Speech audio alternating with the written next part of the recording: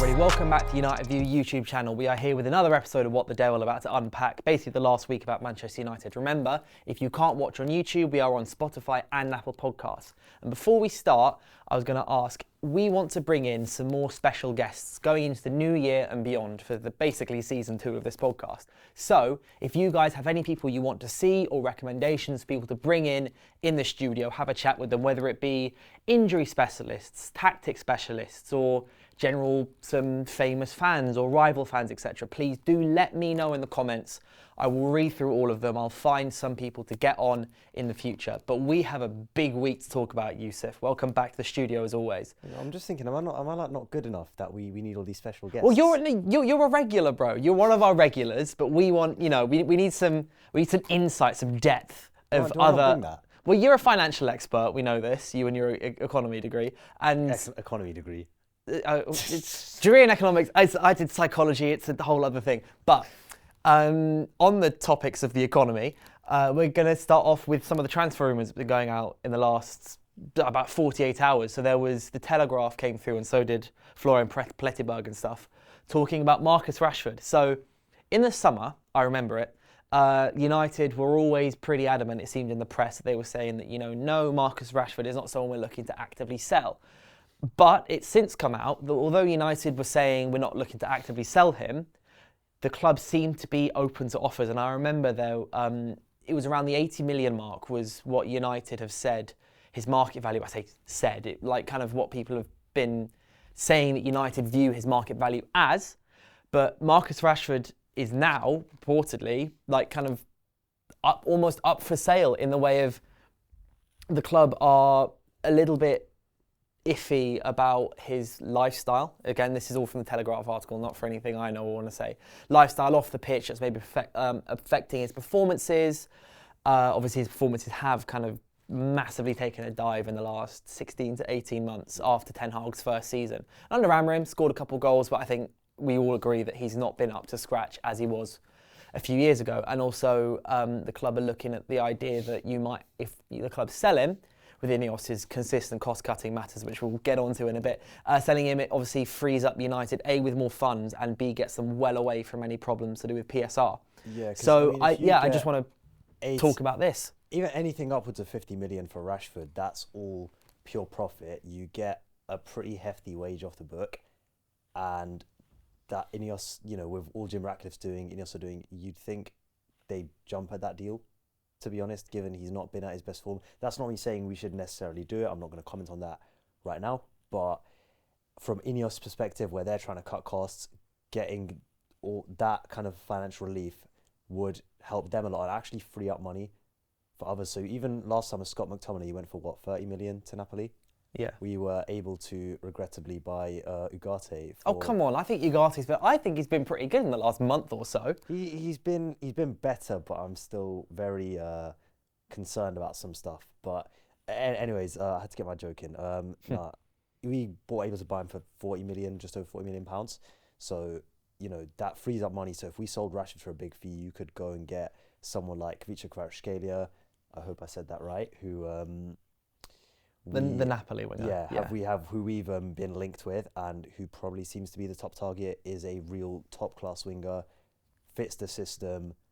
I think he'd be a great signing.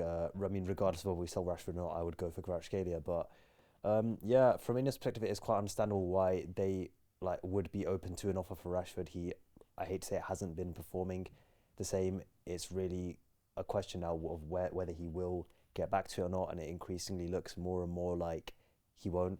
So, but I know you just said you're not going to comment on should we or shouldn't we sell Rashford, but it is something I want to talk about in the way of. I was just saying now, as in when you ask me, I'll comment. But okay, fair enough. Yeah. So the situation is Marcus Rashford. He is our top goal scorer in the current squad, 138 goals for United.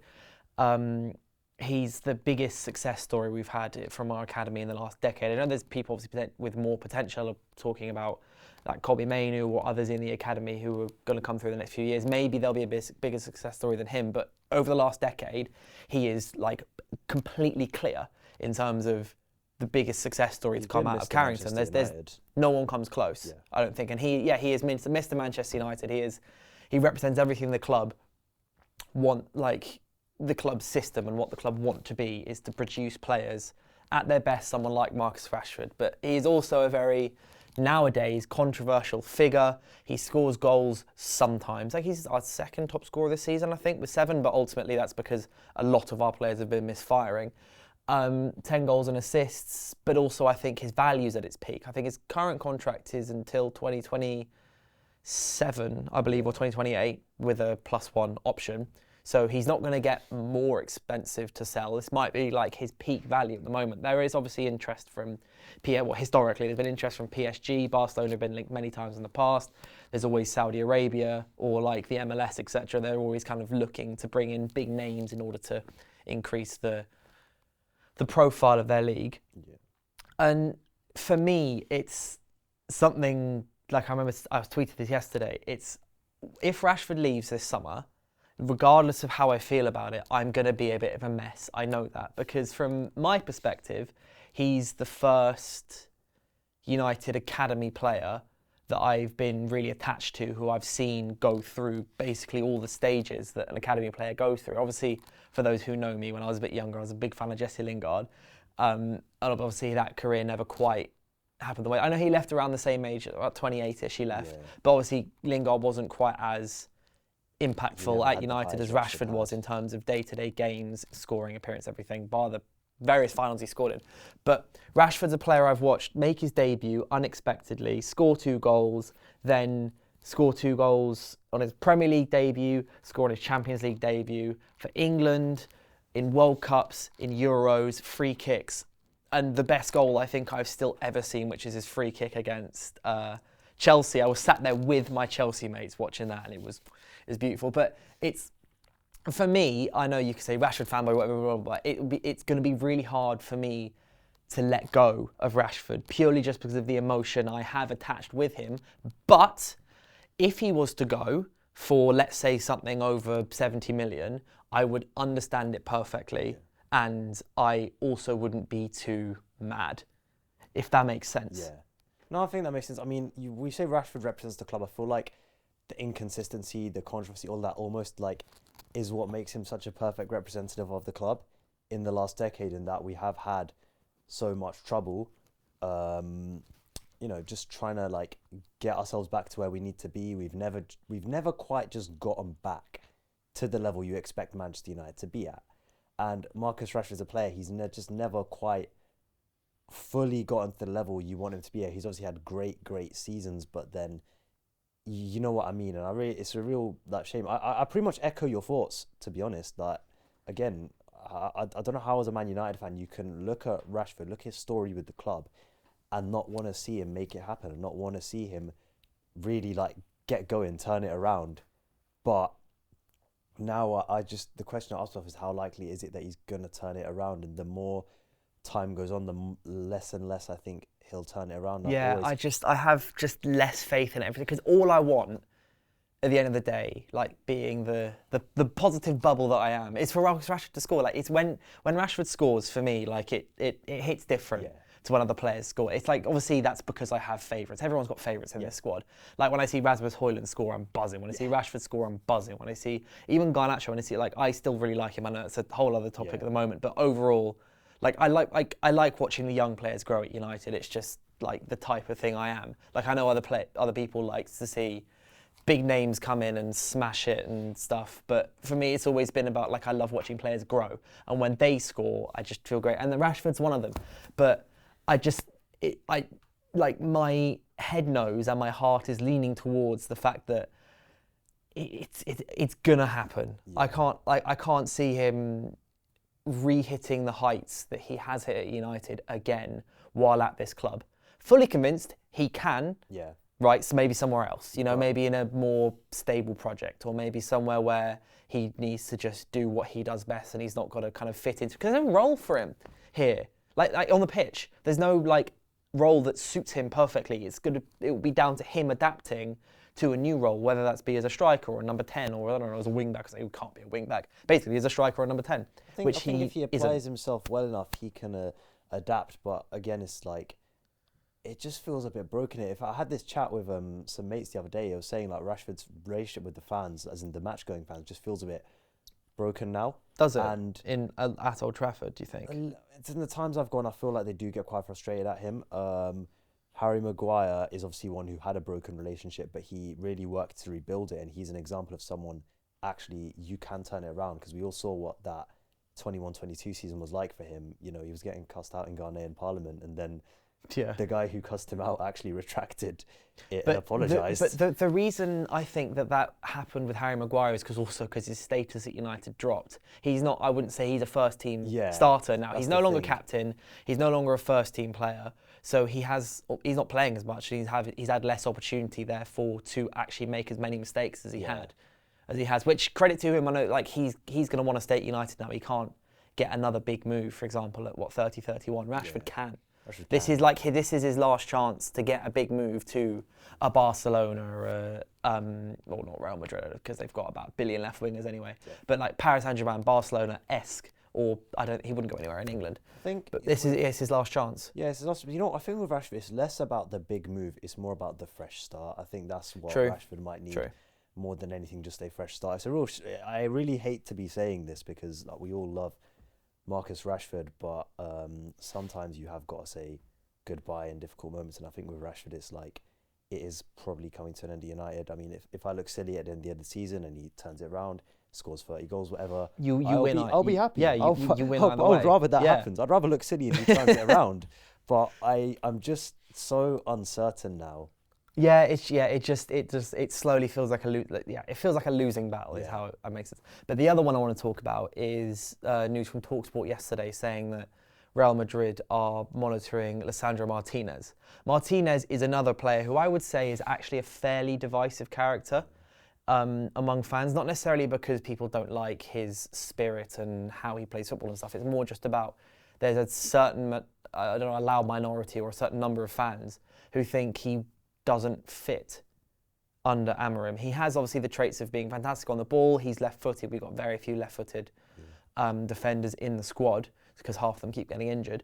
And there's obviously always been the height thing, and he was fantastic in his first season, but he's also since had multiple injury issues that have been both muscle problems and also bone problems. Obviously bone problems, once you recover, you're recovered, but muscle issues, they tend to be much more recurring things. So 2.5 years after Martinez signs, could he be a player that United may want to sell? I feel like with Lisandro as well as like some of the injury stuff, he looks a little bit bulkier than he did in his first season. Like in his first season, I did not feel he was actually particularly slow. Like he's never been like a burn you in a foot race kind of defender, but he was very like nippy. Like he got into all of it. Like his duels, he'd slip in. He just moved like quite quickly over those first few yards, and I feel like that was very important. Defending large spaces has never been his strength, but I feel like he was quicker. Now he seems to move and turn a little bit slower. He looks a little bit bulkier. That's another thing on top of the kind of injuries. But one of the injuries is like the metatarsal problem. That kind of metatarsal problem can be quite problematic in that it can never properly heal. And because of the way he, turns with the ball and manipulates the ball, he puts a lot of force on that bone. So that could like be something that pops up again and again. But Lisandro, I think he's a fantastic player. I think people are very harsh on him. Like as a defender, he's got generally quite good instincts. He's switched on. He's better in his duels than people give him credit for, because whilst he's not a dominant type of defender the way someone like Rafa Varane was, he's quite smart in terms of he slips himself in very well, wins the duel. He destabilizes attackers on the ground and in the air. He gets himself in there very well in simple terms, but he hasn't been as good as he was in his first season for a few reasons. I think the fact the team's been a bit of a mess hasn't helped him, but I do feel we will need to move on to somebody better. That doesn't mean don't keep him necessarily. I'd be happy if we kept him. However, if we did get an offer of 50 million upwards, I wouldn't be too mad about selling him, to be honest. And then replacing obviously with someone who could a similar type of profile, maybe. I mean, in the summer, you remember I wrote an article. I'd say I would have loved to sign Dean Hoosen from Juventus at the time. He went to Bournemouth for 12 million. He had a fantastic performance against Spurs. recently, and I was watching. He's a great player. He's a great player, but I was looking at that point, so I was thinking we could have got him for 12. Now, if we went back for him in the summer, for example, he's minimum 60. Yeah, Bournemouth would not let that talent go at all. You know, so yeah, and he's a guy who plays with both feet, 6'5". Imagine we got like Yoro and Hussein, 2 6'5" like defenders who can play the ball. That would actually have been ridiculous. Well, yeah, because then those two wide that would have been fantastic. But yeah, so as you mentioned with Martinez about gaining a bit of weight a little bit slower, do you think he now falls into the category of not athletic enough? So I had this conversation with Nick last week where we talked about who in United's squad is actually athletic enough to be an Amorim player, because there's been a lot of links with different players where the main message almost unanimously has always been United want to sign athletes, you know, want to sign players who will be able to run through brick walls consistently for Amorim play in that system. Do you think Martinez is now one of those players at the club at the moment who doesn't actually fall into that category and therefore is at a higher risk of being sold? I feel like if in an ideal team, Martinez could be in a team that competes, but he'd be one of your weaker athletes. So he'd probably be one you to come say, I think he's just about makes it that he could be in a title-winning team in the Premier League. But if he does continue to decline a bit athletically, then he would slip out of that category for me. And you also have to remember, look at how big that Old Trafford pitch is.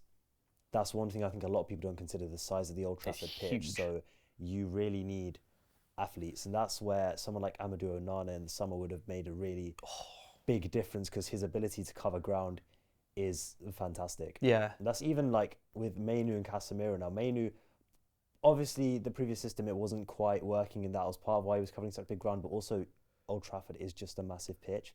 So is it the biggest club stadium? Or is that the Emirates maybe? Because I feel like it's got to be one of the widest ones. I don't like the square footage. I don't know the exact sizing. It's got to be up there. It's up there 100%. I don't think it's the biggest. I've got a feeling the biggest is actually Spurs. It might be now because the new stadium. Because I remember Arsenal was definitely one of the biggest as well once they moved to the Emirates. There, but like when you go to Old Trafford as well, you just really like understand how massive you can feel how massive the pitch is. It's like when you go to Wembley. Like it just looks 3 times bigger than any other football pitch, because it is actually so much bigger. You go to Stamford Bridge, for example, tiny pitch. You go to like Goodison Park or Portman Road, tiny pitches. But Old Trafford is just massive. So you really you need. It's a big thing to consider. I'm sure it's something that Amorim's considered as well. The fact that obviously in theory half our games are going to be played, give or take. Half our games are going to be played there, so you're going to need the players who can actually play that style. Dominate. Yeah, the club is a little bit of a mess. And it's been about 1 year since. So Sir Jim Ratcliffe's stuff was all confirmed on Christmas Eve, I believe, 24th of December. So we're coming up with about 2 weeks away from that. So it's been effectively 1 year since Sir Jim Ratcliffe and INEOS came in.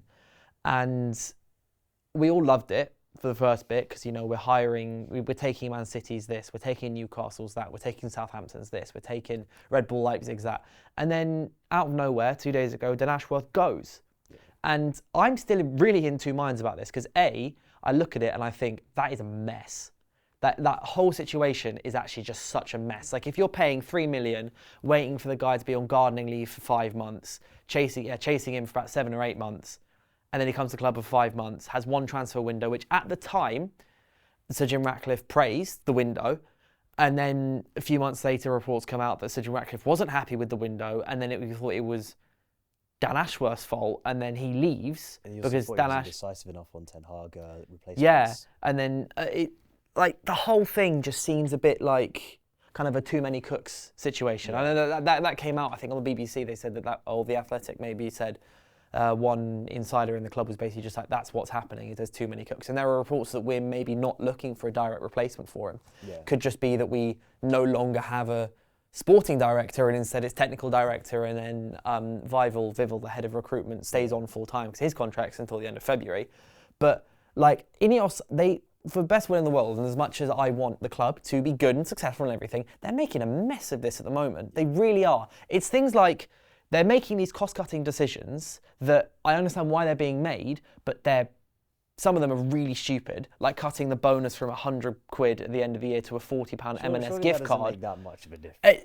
And it's just like when you're spending so much money, like what you need to do is sell the players. They're your big assets. They're your things that are draining your cash flow, your money with their contracts and everything. Get rid of those, and you cut in 250 jobs. They've forgotten that United. It's not just a company. These are changes that someone who's buying a business might make, right, when you want to cut a company. But you've got to remember that Manchester United isn't just a company. It's not a cleaning business. It's not a fraud and insurance company. It's a global football club where every single little thing is massively analysed. And I feel like INEOS are making all these changes so quickly, and the changes just, they're a bit negative, and I understand why they're being done, but I also understand why there's anger both inside and outside the club with it. And they've just completely forgotten about the whole PR thing. People can talk about PR, positive, negative, whatever, but they just completely forgot it's happening. And Sir Jim Ratcliffe now looks a bit like I'm seeing all the, obviously because it's Christmas period, holiday period, just comparisons to Scrooge.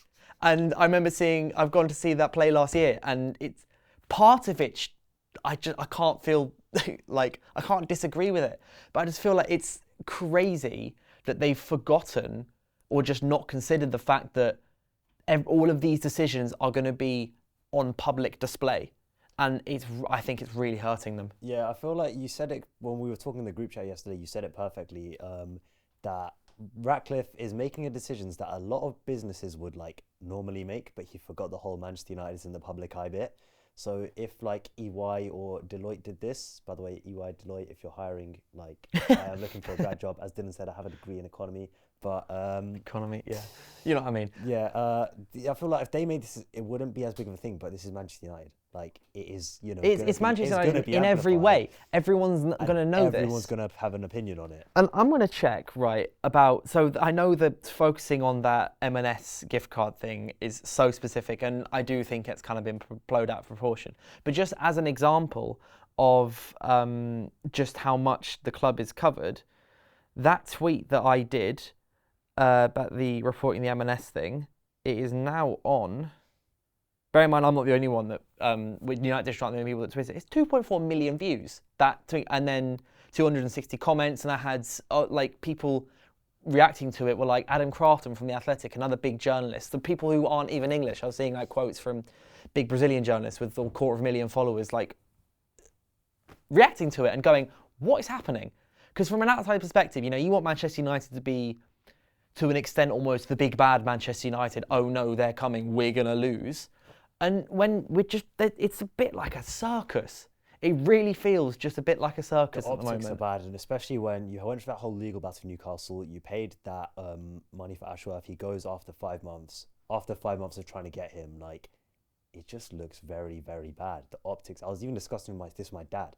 My dad was saying, like, it just is optics. He was saying, like, look, INEOS have got, like, a plan and stuff, but the optics are what look bad. But the reality is, at Manchester United, the optics matter quite a lot. Especially a lot of people not happy with the window, with how the season's gone. Yeah, optics, they're everything. Like, I know, like, you can try and deny it. You can try and say, like, oh, this, like, if a player does something good, they're just doing it for PR, this and that, blah, blah, blah. But optics matters in every single aspect of life. Like clubs and their images and everything. So, like, Arsenal, for example, like, they do so much stuff with the local community. So the Man City, especially in Manchester, yeah. Man City do so much for the community. Man United, we've got our foundation, yeah. And you've got Ratcliffe, for example, had to be contacted by Sir Alex Ferguson to make sure that Sir Matt Busby's family weren't going to lose their seats because they've been relocated and the club weren't being communicative on if they're going to keep their seats or not. The director's box, I think, or something. Yeah, and then Sir Alex Ferguson had to get involved and go, guys, what's going on? Like, it's just, like, more than anything for me, it's just frustrating. Mm-hmm. It's frustrating to see, like, I thought it would be a few years of INEOS, like, doing good things to, like, basically show people, you know, I know that a lot of you wanted the Qatar ownership to come in, for example, but we're going to do this, we're going to do all these things to convince you that we're the right owners for Man United. And they started off with it, especially with the Barada appointment, Ashworth and stuff, and then getting rid of Arnold and Murto, and then I think, like, changing Ten Hag as well, but then keeping in the summer. I suppose that would actually be the first, like, kind of falter, maybe keeping Ten Hag in the summer, where people were like, I don't agree with what INEOS are doing. Once and you since go then, and it's talk just to got Thomas downhill. Tuchel, once you go and talk to Thomas Tuchel, you can't go to Ten Hag. It's a bit like cheating in a relationship, a bit. Like That was crazy. That you just can't really go back. But That's like it's like having a girlfriend and then going on Hinge to go, just want to see what else is out there, babe. We're still together, but I just want to see what else is out there, and then going, you're better than all these girls on Hinge. Don't worry. It's like, the decisions are just it baffles me. Ten Hag himself expected to be gone. So yeah, apparently some reports were saying he was close to resigning. Yeah, but you got to look at the optics for the squad as well, because the squad are going to look at that and they're going to think, right, this guy's not got long left. What's my motivation to play for him? And we know at Manchester United the culture's been toxic for a long time. So I'm not accusing players of downing tools necessarily, but that does subconsciously affect them without a doubt. And when it gets worse and worse and worse, it affects them more and more and more. And they know, right, it all gets to the point they're thinking, right, when's this guy just going to be gone? We know they don't like him, so when are they just going to get rid of him? And now Amrim's have to come in and fix all of that. And look, the optics of Amrim so far look very positive. He seems to be very well liked by everybody. He speaks very well. As much as he hates having to speak as much as he does, he speaks very well. But clearly the players like him a lot, value him a lot, and clearly he's not going to be a guy who takes crap. But it was such a mess that we had to get to that point. And also, given that apparently we looked him in the summer, apparently us and Amarim decided, it's not the right time for either of us. And then a few months later, suddenly we'll go for it. What changes in that time? So what changed was that Erik Ten Hag was shockingly bad at management. But the thing is, at the beginning of this season, he just didn't get anything right. Yeah. That is what changed. Yeah, but the thing is, then that was going last season. It wasn't going. But it was something we already knew. So they already knew we're going to move on from this guy at some point. So again, it's just I understand they've inherited an awful situation from the decade plus Glazer mess, but they have got to start trying to get people on side a little bit more. Ratcliffe cannot run Manchester United like he runs INEOS. He just can't. Yeah. I think that's maybe what might be missing. And I do, for balance, I also am going to say I don't see this all as doom and gloom, right? Yeah. There's so many reasons to be positive about this club. 100%. Amrim is top one reason. That guy is a fantastic bloke, and he's seems so far a great coach, great manager, and I can't really fault many of the decisions or any of the decisions he's made. So obviously he's not had too long to make many decisions, but still can't fault him so far. And also as well, so many of our players. I still think Kobbie Mainoo, as I've said, except Lenny Yoro, Ahmad, Andre Nana, Rasmus Højlund, as I said as well, Alejandro Garnacho, I still back to become somewhere there's a fantastic player in there. But obviously the whole social media thing is a whole other story. We've also got such a good academy right now. We do. Our academy is incredible. Our academy is awesome. So it's like half a Premier League level squad in there in the future, really. But it's just frustrating that because I was trying to be a measured person, but it's frustrating that I've got to the point where I'm now annoyed and ranting about a 79-year-old man. About a year into it, I thought, good few years, and then maybe criticism will come in time where maybe we miss out on a Premier League title in 2028, because he should have made this. But there are so many reasons to be hopeful. But just at the moment, it's just so many decisions where I'm just sat there going, what? They're such minor decisions, cutting the budget in half for the disabled supporters allowance. You're saving 20 grand, but you're going to give that to Anthony this week. Yeah. Kind of thing. Get rid of Anthony. In January, get rid of Anthony and Eriksen to combine £350,000 a week. And Toby Colley's back in training, Dan Gore's back in training. We have midfielders who short-term can replace them. We only play with two deeper mids anyway. That's what you should be doing. And then these extra little wins here and there to do with cutting costs, that's something that can be done later. It's a really poor message to the disabled fans. It's a terrible message. They go through such challenges just to get to games of football and stuff. I know, it's... but... Okay, back to the football. We're going to move back to the football. We're going to talk about the next two games. So obviously our last game, since our last filmed on here, we lost to Forest. So it was just after the Arsenal game where I said I wasn't that mad at losing 2-0 against Arsenal because I thought we looked good, we looked all right, did the right things. I mean, for the most part, executed our game plans, but what we did was just we lost out on corners, which is where Arsenal are superior to everybody anyway. So that'd be mad that you're losing a 100-metre race against Usain Bolt in his prime. Like, you can't be too mad. You can be happy that you only finished 8 metres behind him rather than 20. But then we lost to Forest, which I obviously am a little bit more mad about because the display was just a bit all over the place. We really should have won the game as well. We should have won the game, and I thought we actually looked pretty all right. And then it was just like hilarious moments of just complete lapse of concentration from Onana, from Martinez, that just lost out. But individually, I thought like Yoro was very good in his first start. Rasmus Højlund, again, another goal. Always happy to see him score. Bruno Fernandes had a... I don't know about Bruno Fernandes. He had like an up and down game, but he was my moments. FPL captain, so he got me like 14 points, 18 points, which I'm not too mad at. Yeah, it was a very good goal, by the way. That was a strike. It was a fantastic, cracking finish. Strike. He's still got a good strike on him. Like Bruno, again, still full faith in Bruno Fernandes as our captain, and that's not wavered for me really. I thought we should have played higher up against Arsenal, but that's by the by. But I think moving forward, these two games are pretty big. We've got the game against Plzen. Is the only way Plzen. Plzen? That's how I'm going to say it. Apologies if I'm butchering this. But that game, me and Nick said last week, Europa League is the #1 priority for the two of us. The Premier League, if you can finish in the top 7, top 8, fine. Top 4, I'm not expecting that to happen. I'm not kind of willing to sacrifice other stuff to see that happen. In the Cups, we've got Arsenal away and Spurs away, so I'm not going to make a decision on those until we actually either get knocked out or get through, because they're insane games to have in the Cup competitions, 2 London away games. But it's the Europa League for me. It's like, that's the clearest route to the Champions League. It's the clearest route to some silverware, which is the clearest route to some positivity and like a good base of groundwork to then leap forward from. Like when Ten Hag won the EFL trophy in his first season. Everyone was saying, that is a fantastic level of groundwork to build up on. He didn't, but that's a whole other topic. But for Amorim, it would be great to get some silverware in, get the Europa League, and also we are one of the strongest teams in that competition. There's no one coming down from the Champions League, right? So whoever's in it now are the people or the teams who will be in it to the end. There's like the strongest teams are Porto, Spurs, us. And maybe there's definitely a Spanish team, and there's always a Spanish team. Sociedad, probably. Like Sociedad, etc. But so this game is a 2,300 kilometre round trip, but I think it's so important. We've played our hardest Europa League games now. We've got Plzen,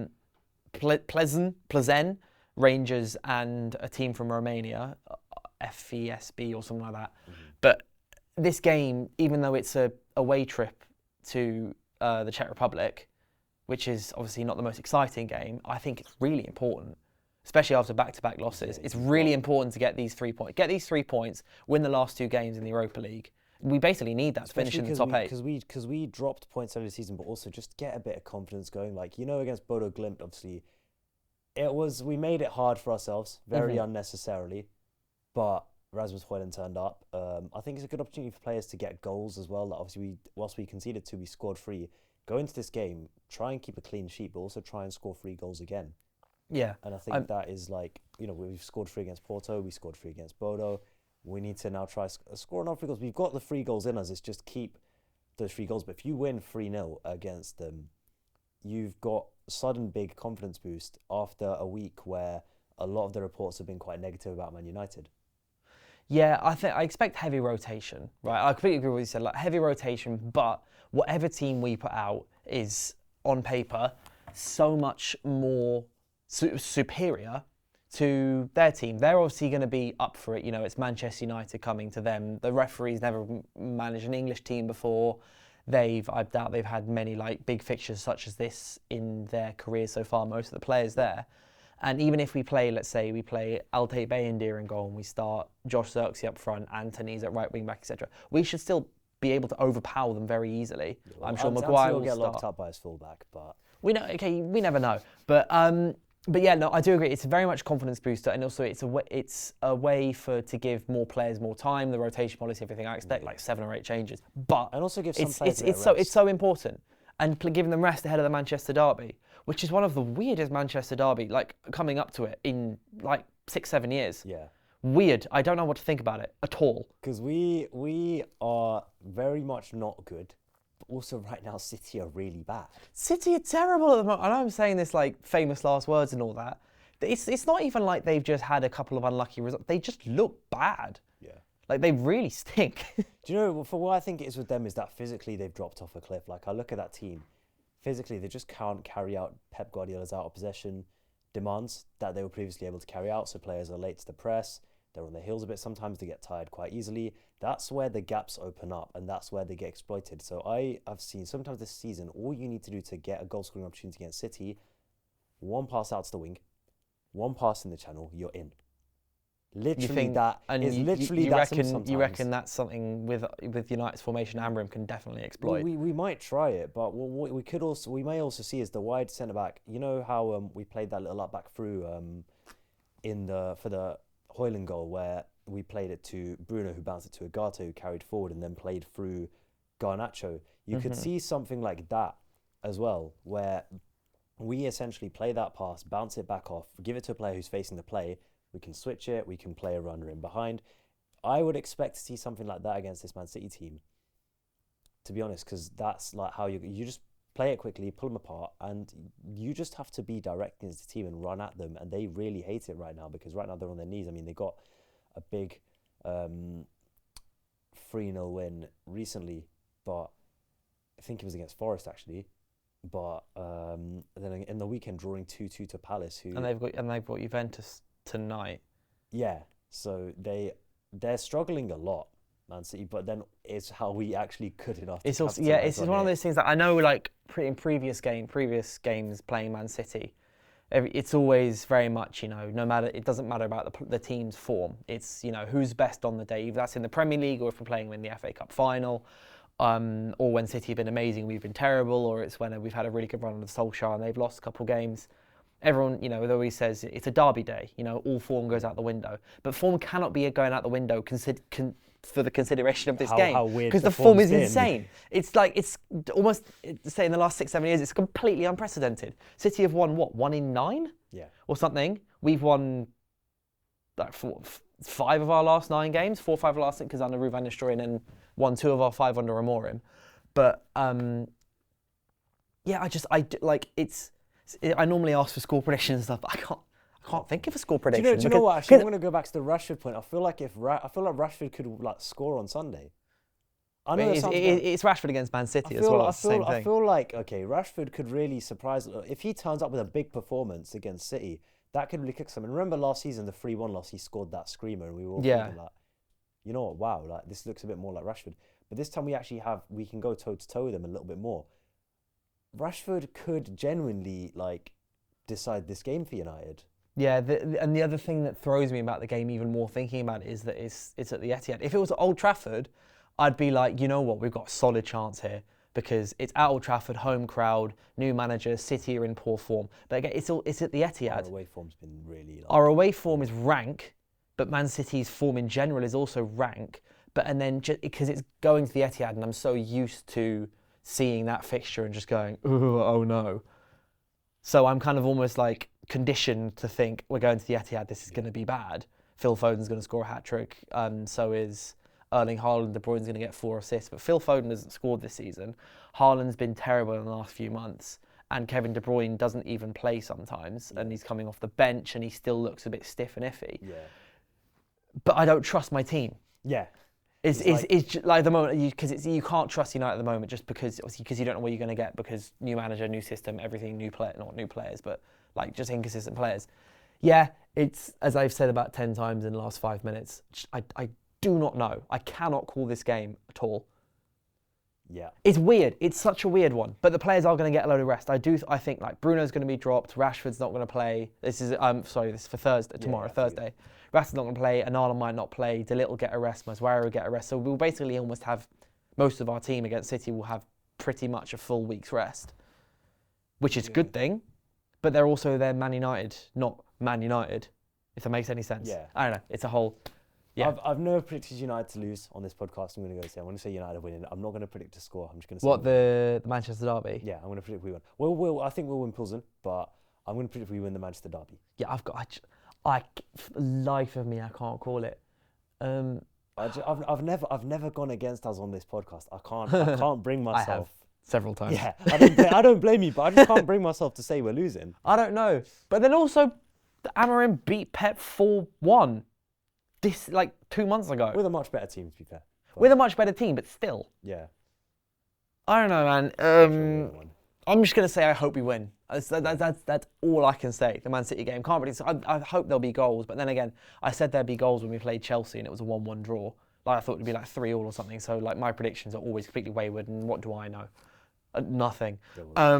So yeah, I'm gonna say I hope we win. Yeah, we need to win. That's why I said the next 2 games are crucial. They are crucial because if we lose, you can have the excuse of, we played Man City away. But also, it almost feels like if we lose, I would be disappointed. Yeah. If we were to draw, right, I'm like, Fez, you've got a point away to City. End of the day, they're still Man City. But also, we really need to pick up some points. And we can't keep dropping points, man. We're going to end up 14th, 15th, 16th again. A lot of the teams above us are dropping points, a lot. Everyone's dropping points. Everyone's dropping points. Everybody's dropping points. Actually, even Liverpool drew to Newcastle. Yeah. Yeah, everyone's dropping points, and a lot of these teams will, you look at them, you think they will drop more points. So we've got to start capitalising. Yeah, they're too. These are 2 crucial games. We need to win on Thursday, and we should at least draw on Sunday. A loss win over would be City bad. Would be a real Kickstarter, possibly. And also, if City lost, that would just be funny. Yeah. Because, I think Pep might go insane. Can't really say anything else, but Pep might go insane again. Pep's been insane for about 6 years, man. Yeah. But he might, he's going to start explaining tactics to chairs again. He's going to turn around and just be being like this to this chair again. We might be able to get him on the podcast. You never know. Yeah, I'm sure he'd take a day off, take a train down to London, slip him £20 or something. But either way, Yusuf, thank you so much for coming on. And as I said at the beginning of the podcast, if you guys want to see some special guests or more experts, etc., or more Yusuf, we'll have Kane back next week. Blah blah blah. Marcel should be back next week as well, which would be fantastic. Apart from that, please let me know in the comments who you'd want to see. Listen on Spotify, Apple Podcasts if you're on the go, you can't watch YouTube or whatever. Apart from that, thank you very much. We'll see you next week.